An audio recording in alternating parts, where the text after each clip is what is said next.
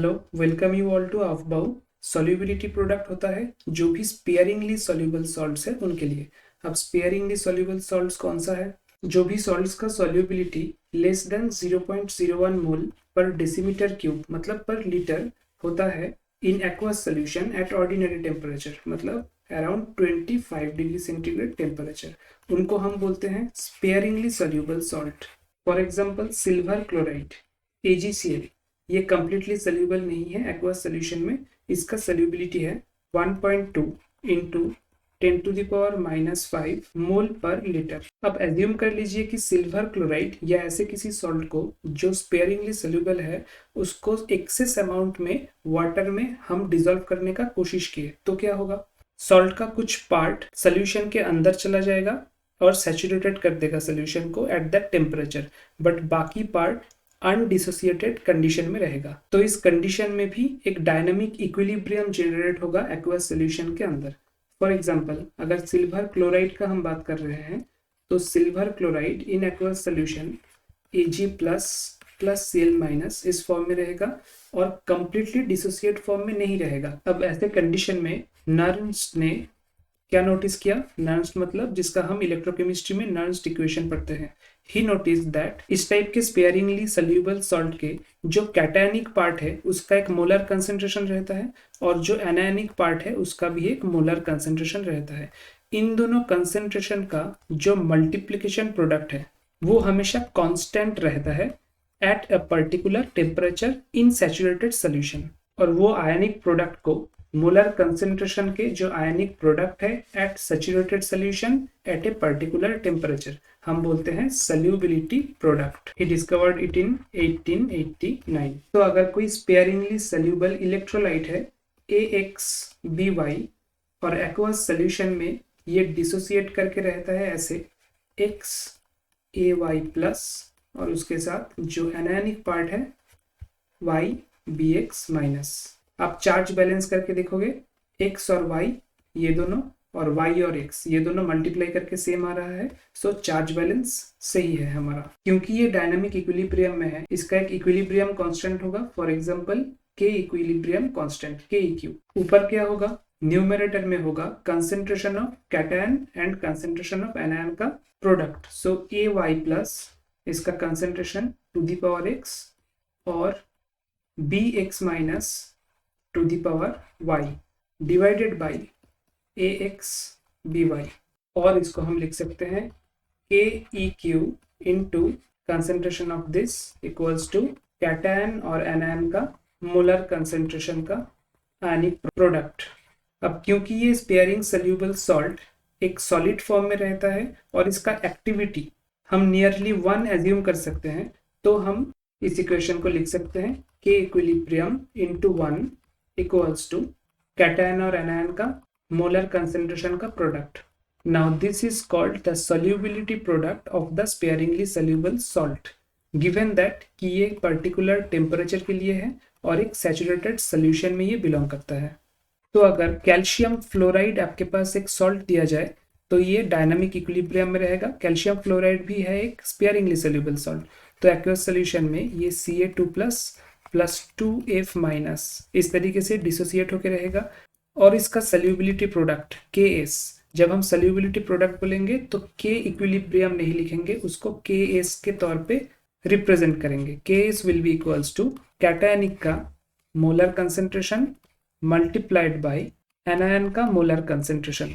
तो क्योंकि ये इक्विलिब्रियम कांस्टेंट वाला इक्वेशन से सोल्यूबिलिटी प्रोडक्ट को हम डिटरमाइन करते हैं, तो अगर कोई MCQ आए कि सोल्यूबिलिटी प्रोडक्ट का प्रिंसिपल डायरेक्टली कहाँ से डिराइव किया गया है, तो उसका आंसर होगा law of mass action. But ये सोल्यूबिलिटी प्रोडक्ट का फॉर्मूला डिराइव करने के वक्त हम जितने आसानी से लिख दिए कि अगर कोई स्पेयरिंगली सोल्यूबल सॉल्ट AXBy होगा तो उसका सोल्यूबिलिटी प्रोडक्ट होगा ये, मतलब कैटायन का molar concentration to the power x into anion का molar concentration to the power y। उतनी आसानी से इसको हम एक्चुअल न्यूमेरिकल सॉल्व करने के वक्त अप्लाई नहीं कर पाएंगे। जैसे आप एल्यूमिनियम हाइड्रोक्साइड इस सॉल्ट को ले लीजिए, ये भी एक स्पेयरिंगली सोल्यूबल सॉल्ट है इन वाटर। अब एल्यूमिनियम हाइड्रोक्साइड के saturated solution, saturated aqueous solution में ये डायनामिक इक्विलिब्रियम फॉर्म होगा Al3+, ये कैटायन प्लस 3OH माइनस।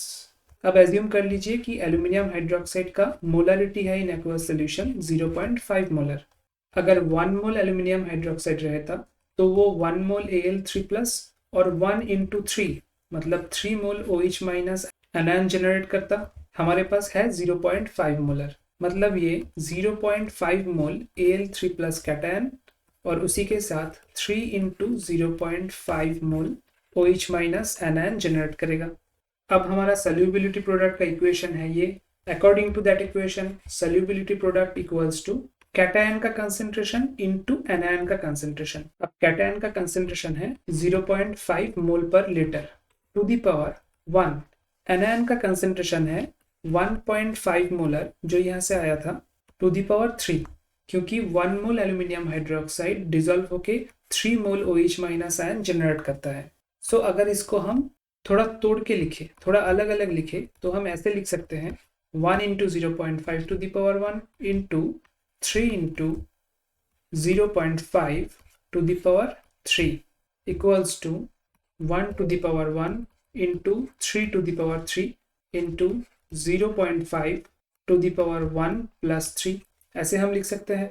तो देखिए फाइनली इस इक्वेशन का मॉडिफिकेशन क्या हुआ। हमारे पास था कैटायन का जो भी मोलर कंसंट्रेशन होगा to the power x multiplied by anion का जो भी मोलर कंसंट्रेशन होगा to the power y। So according to that AlOH whole 3 इस सॉल्ट में x कौन सा है, x है 1, दिस इज x, और y क्या है, y इक्वल्स टू 3। और फाइनली जो सॉल्युबिलिटी प्रोडक्ट हमको मिला that is equals to x to the power x y to the power y into 0.5 molar क्या है, सॉल्युबिलिटी, नॉर्मल सॉल्युबिलिटी, मोल पर लीटर मतलब कितना एल्यूमिनियम हाइड्रोक्साइड एक्वस सॉल्यूशन में dissolve है। So solubility to the power x plus y, 1 plus 3 मतलब x plus y। So this is the final generalised formula of solubility product, और इसी को आप numerical solve करने के वक्त एग्जाम में यूज करोगे। एक न्यूमेरिकल सॉल्व कर लेते हैं। According to the question the solubility product of CaF2, CaF2 का सॉल्युबिलिटी प्रोडक्ट दिया गया है। So this is the solubility product of CaF2, ये गिवन है। अब बोला गया है कि calculate the solubility in pure water. अब कैसे अप्रोच करोगे, solubility product will be according to this formula x to the power x y to the power y into solubility to the power x plus y। x और y क्या है, CaF2 मतलब Ca1F2। अब 1 है x और 2 है y, so 1 to the power 1 2 to the power 2 into solubility of the salt to the power 1 plus 2, so it would be 4s to the power 3, 4s cube. और Ksp का value हमें given है 4.9 into 10 to the power -11। यहाँ से आप s solve करोगे तो answer आएगा 2.3 into 10 to the power -4 mole per litre. अब एक इंपॉर्टेंट चीज आप यहाँ पे नोटिस कीजिए, मोल पर लीटर ये क्या है, सॉल्युबिलिटी का यूनिट है।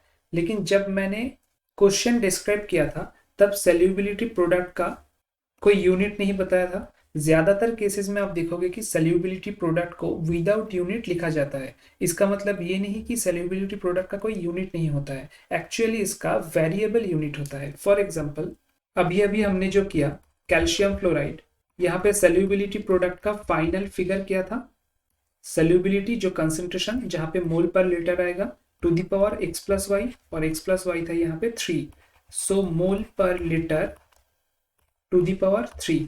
ये है कैल्शियम फ्लोराइड के लिए सॉल्युबिलिटी प्रोडक्ट का यूनिट। अगर कैल्शियम फ्लोराइड के जगह हम दूसरा कोई स्पेयरिंगली सॉल्युबल सॉल्ट लेंगे तो उसका यूनिट चेंज हो जाएगा अकॉर्डिंगली। एल्यूमिनियम हाइड्रोक्साइड में x क्या है 1 और y क्या है 3, so s to the power x plus y करेंगे तो s टू द पावर 4 हो जाएगा, सो मोल per litre to the power 4। अब अगर AgCl लेंगे तो AgCl में Ksp सबसे सिंपलेस्ट आएगा s टू द पावर 2, मतलब मोल per litre to the power 2। अब common ion effect solubility product को कैसे अफेक्ट करता है। कॉमन आयन इफेक्ट मतलब क्या, अगर सोल्यूशन में AB एक सॉल्ट डिसॉल्व्ड है तो वो नॉर्मली एक डायनामिक इक्विलिब्रियम जनरेट करके रहेगा A+ और B-। अब B है एनायनिक पार्ट, तो हम सोडियम के साथ B का कोई एक दूसरा सॉल्ट अगर उसी सोल्यूशन में डिसॉल्व कर दे तो क्या होगा, Na प्लस और B माइनस जनरेट होगा, और B माइनस, ये जो एक्स्ट्रा B माइनस है वो एक नॉर्मल सॉल्ट से जनरेट हो रहा है। नॉर्मल सॉल्ट मतलब यहाँ पे मैंने इक्विलिब्रियम साइन दिया है, लेकिन इक्विलिब्रियम ना देके इसको एरो देना बेटर है, क्योंकि सोडियम का ये सॉल्ट स्पेयरिंगली सोल्यूबल नहीं है, ये नॉर्मली सोल्यूबल है। फॉर एग्जांपल सोडियम क्लोराइड बहुत अच्छे से सोल्यूबल सॉल्ट है, एक्वस सॉल्यूशन बहुत इजीली प्रिपेयर करता है। जो ऑलरेडी स्पेयरिंगली सोल्यूबल सॉल्ट था, फॉर एग्जांपल AgCl से Cl माइनस, यहाँ पे जो B माइनस है वो Cl minus actually in case of AgCl, तो AgCl से Cl माइनस उतने आसानी से नहीं आ रहा था सोल्यूशन में, क्योंकि ये स्पेयरिंगली सोल्यूबल सॉल्ट है। तो सोडियम क्लोराइड बाहर से ऐड करने के बाद ये एक्स्ट्रा Cl माइनस के प्रेजेंस में ये इक्विलिब्रियम लेफ्ट हैंड साइड में शिफ्ट हो जाएगा, मतलब जितना AgCl डिसोसिएट हो रहा था अब उससे भी कम डिसोसिएट होगा, और पूरा इक्विलिब्रियम लेफ्ट हैंड साइड में शिफ्ट होके Cl माइनस का कंसेंट्रेशन या सोल्यूबिलिटी इन द सोल्यूशन कम हो जाएगा। So this is known as common ion effect. एक न्यूमेरिकल सॉल्व करके देखते हैं। What will be the solubility of silver chloride in a solution of 0.1 molar NaCl, मतलब सोल्यूशन में ऑलरेडी NaCl है 0.1 मोलर, तो उसमें AgCl का सोल्यूबिलिटी क्या होगा, और गिवन क्या है KSP ऑफ AgCl 1 × 10⁻⁻10। अब हमें सोल्यूबिलिटी निकालना है। हम मान लेते हैं कि AgCl का सोल्यूबिलिटी है S मोल पर लीटर, तो इस पर्टिकुलर सोल्यूशन में AgCl कैसे डिसॉल्व करके रहेगा, Ag प्लस और Cl माइनस के फॉर्म में। तो सोल्यूबिलिटी अगर AgCl का S मोल पर लीटर है, सो Ag प्लस आयन का कंसेंट्रेशन होगा S मोल per litre, likewise Cl minus ion का भी कंसेंट्रेशन होगा S मोल पर लीटर, और साथ में क्या है, NaCl है, और NaCl कंप्लीटली डिसोसिएटेड फॉर्म में है, Na प्लस और Cl माइनस जनरेट करके, और NaCl का कंसेंट्रेशन कितना है 0.1 मोलर, मतलब सोडियम प्लस है 0.1 मोल पर लीटर, क्लोरीन माइनस भी है 0.1 मोल पर लीटर। तो अभी सोल्यूशन में Ag कितना है और Cl माइनस का कंसेंट्रेशन कितना है। पर्टिकुलर प्रेजेंट सोल्यूशन में Ag प्लस का कंसेंट्रेशन है या सोल्यूबिलिटी है S mole per litre, but Cl minus का कंसेंट्रेशन या सोल्यूबिलिटी है S प्लस 0.1 मोल पर लीटर, क्योंकि क्लोरीन बस AgCl से नहीं आ रहा है, क्लोरीन NaCl से भी सोल्यूशन में प्रेजेंट है। और सोल्यूबिलिटी प्रोडक्ट का डेफिनेशन क्या है कि AgCl का अगर सोल्यूबिलिटी प्रोडक्ट हमें चाहिए तो Ag प्लस का मोलर कंसेंट्रेशन और Cl माइनस का मोलर कंसेंट्रेशन यह हमें मल्टीप्लाई करना पड़ेगा। So KSP equals to S into S plus 0.1। इसको आप सॉल्व करोगे तो क्या आएगा, A square plus S into 0.1 minus KSP equals to 0। ये है AX square plus BX plus C equals to 0 इस फॉर्म का इक्वेशन, और इस फॉर्म के इक्वेशन को हम श्रीधर आचार्य ये फॉर्मूला से सॉल्व करते थे। x equals to minus b plus minus root over b square minus 4ac divided by 2a, ये है फॉर्मूला x निकालने का। तो उस फॉर्मूले से हम इसको यहाँ से डिटरमाइन कर सकते हैं, लेकिन प्रैक्टिकली एग्जाम में न्यूमेरिकल सॉल्व करने के वक्त ये बहुत ही ज़्यादा टाइम कंज्यूमिंग और हेक्टिक हो जाएगा। नॉर्मल लाइफ में भी ऐसे सोल्यूबिलिटी प्रोडक्ट नहीं निकाला जाता है। यहाँ पे हम एक एजम्पशन कर लेते हैं कि solubility is very very less than 0.1, और ये एजम्पशन बिल्कुल सही है। क्यों? क्योंकि देखिए सोल्यूबिलिटी प्रोडक्ट अगर NaCl नहीं रहता सोल्यूशन में, तो NaCl के एब्सेंस में सोल्यूबिलिटी प्रोडक्ट AgCl का क्या होता, A square. So A square would be equals to KSP। अब KSP का वैल्यू दिया हुआ है, KSP का वैल्यू है 1 × 10⁻⁻10। अब आप सोचिए कि A स्क्वायर का वैल्यू है 10⁻⁻10, तो इसका वैल्यू कितना होगा, इसका वैल्यू और भी कम होगा, 10⁻⁻20 हो जाएगा। अब 10⁻⁻20 0.1 जो सोडियम क्लोराइड का मोलर कंसेंट्रेशन है उससे काफी ज्यादा छोटा है, सो ये एजम्पशन रॉन्ग नहीं है। और इस एजम्पशन के बेसिस पे हम S प्लस 0.1 को ऐसे लिख सकते हैं कि S प्लस 0.1 इक्वल्स टू 0.1। हम 10⁻⁻20 ये फैक्टर को नेग्लेक्ट कर सकते हैं। सो ये फॉर्मूला क्या हो जाएगा, KSP सिंप्लीफाइड होके हो जाएगा S इंटू 0.1। तो यहाँ पे अगर सॉल्युबिलिटी का वैल्यू पुट करोगे तो आंसर आ जाएगा S equals to 10⁻⁻9 mole per litre. ये है आपका answer for common ion effect related numerical problem. अब एक एनोमली देख लेते हैं जहां पे एक सॉल्ट दूसरे सॉल्ट के सॉल्युबिलिटी प्रोडक्ट को इंक्रीज करता है लेकिन कोई कॉमन आयन है नहीं दोनों में, और ये होता है आयनिक स्ट्रेंथ के वजह से। तो इफेक्ट ऑफ आयनिक स्ट्रेंथ हम देखेंगे अभी। आयनिक स्ट्रेंथ ऑफ मीडियम हम कैसे डिटरमाइन करते हैं? म्यू से हम डिनोट करते हैं, या कभी कभार हम आई से भी डिनोट करते हैं, और it equals to is half summation of C I Z I square, जहां पे सी आई है मोलालिटी में concentration, this is not molarity, this is molality, और जेड आई है जो फॉर्मल चार्ज है उसका स्क्वायर। जेड आई है formal charge of respective anions and cations. For example अगर एक स्पेयरिंगली सॉल्युबल सॉल्ट है CaF2 और वो 0.1 मोलालिटी में एग्जिस्ट करता है, this is for molality not molarity. तो कैटायन और एनायन का अलग अलग से मोलालिटी क्या होगा? कैल्शियम का होगा 0.1 और एनायनिक पार्ट का होगा 2 इंटू 0.1 मतलब 0.2। So ionic strength will be half into cation का मोलालिटी इंटू जो फॉर्मल चार्ज है उसका square, so 2 square, plus anion का मोलालिटी है 0.2 इंटू फॉर्मल चार्ज है -1, हम मैग्नीट्यूड लेंगे सो 1 स्क्वायर। सो ये हो जाएगा हमारा आयनिक स्ट्रेंथ। अब जो एनोमली का मैं बात कर रहा था वो है थैलियम क्लोराइड TlCl3। इस सॉल्ट का नॉर्मल जो सॉल्युबिलिटी है वो है 0.016 मोल पर लीटर, लेकिन थैलियम क्लोराइड के सॉल्यूशन में अगर हम 0.1 मोलर KNO3 सॉल्ट ऐड कर दे तो सॉल्युबिलिटी थैलियम क्लोराइड का बढ़ के हो जाएगा 0.031, मतलब लगभग इसका डबल मोल पर लीटर। जबकि जनरल सॉल्युबिलिटी प्रोडक्ट का कोई इफेक्ट नहीं होगा क्योंकि दोनों में कोई कॉमन आयन है नहीं। तो इसका रीजन क्या है? इसका रीजन है कि जनरली हम जो सॉल्युबिलिटी प्रोडक्ट कैलकुलेट करते हैं वो हमेशा लो आयनिक स्ट्रेंथ वाला सॉल्यूशन के लिए एप्लीकेबल है। So this is very important assumption जो हम इग्नोर करते हैं बहुत केस में, कि सॉल्युबिलिटी प्रोडक्ट तभी हम कैलकुलेट कर पाएंगे जब सॉल्यूशन का आयनिक स्ट्रेंथ बहुत ही कम होगा। लेकिन पोटेशियम नाइट्रेट एक स्ट्रॉन्ग इलेक्ट्रोलाइट है और ये स्ट्रॉन्ग इलेक्ट्रोलाइट के प्रेजेंस में सॉल्यूशन का जो आयनिक स्ट्रेंथ है वो इंक्रीज करेगा and as a result solubility के ऊपर इफेक्ट पड़ेगा थैलियम क्लोराइड का। लो आयनिक स्ट्रेंथ के केस में जो एक्टिविटी होता है हर एक कंपोनेंट्स का, वो एक्टिविटी लगभग कंसेंट्रेशन का इक्वल होता है। लेकिन अगर हमारा म्यू बढ़ जाए, आयनिक स्ट्रेंथ बढ़ जाए, तो हमारा एक्टिविटी और कंसेंट्रेशन में डिफरेंस बहुत बढ़ जाएगा, और तब हम KSP equals to solubility of cation into solubility of anion ये यूज नहीं कर पाएंगे।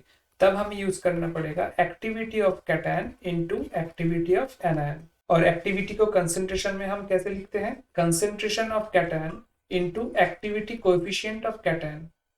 और एनायन के केस में भी same, concentration of anion into activity coefficient of anion. तो इस इक्वेशन से अगर हम C प्लस और C- को अलग करके एक साथ लिखे तो वो बन जाएगा KSP और साथ में रहेगा मीन आयनिक एक्टिविटी कोएफिशिएंट। सो KSPA मतलब ये एक्टिविटी के लिए है KSPA, that will be equals to KSP into mean ionic activity coefficient। अब mean ionic activity coefficient को हम Debye-Hückel theory से डिटरमाइन कर सकते हैं। According to that formula, log of mean ionic activity coefficient equals to minus 0.509 into Z plus into Z minus। Z plus और Z minus है formal charge of cation and anion into root over of mu, मतलब ionic strength. और अभी तक हमने जो solubility product का concept use किया वो बस सॉल्युबिलिटी निकालने के लिए of a sparingly soluble salt, या तो फिर उस सॉल्ट का KSP निकालने के लिए। लेकिन एक्चुअल में रियल लाइफ के सिनेरियोज में हम सॉल्युबिलिटी प्रोडक्ट से क्वालिटेटिव एंड क्वांटिटेटिवली डिटरमाइन करते हैं कि कौन सा सॉल्ट कब प्रेसिपिटेट होगा भी या नहीं होगा। और कंडीशन ऑफ प्रेसिपिटेशन क्या है? अगर कोई पर्टिकुलर कंडीशन में, मतलब पर्टिकुलर टेम्परेचर और सॉल्युबिलिटी इस कंडीशन में कोई सॉल्ट का आयनिक प्रोडक्ट वो KSP से ज्यादा हो जाए उस सॉल्ट का, तो प्रेसिपिटेशन होगा। लेकिन अगर कैटायन और एनायन का मोलर कंसेंट्रेशन का प्रोडक्ट Ksp से कम रहे तो प्रेसिपिटेशन नहीं होगा। इसके रिगार्डिंग एक प्रॉब्लम सॉल्व करके इसको प्रैक्टिकली समझते हैं। ए solution of KCl and Ki, जहाँ पे दोनों का कंसेंट्रेशन है 0.1 मोलर, उसके साथ silver nitrate solution AgNO3 of 0.01 molar हम ऐड कर रहे हैं ड्रॉप वाइज। तो अब दो पार्ट है इस क्वेश्चन का। पहला पार्ट है कि AgCl पहले प्रेसिपिटेट होगा या फिर AgI पहले प्रेसिपिटेट होगा, और दूसरा पार्ट है कि AgCl के प्रेसिपिटेशन के वक्त सॉल्यूशन में I- का कंसेंट्रेशन कितना होगा। गिवन क्या है? गिवन है AgCl और AgI का Ksp।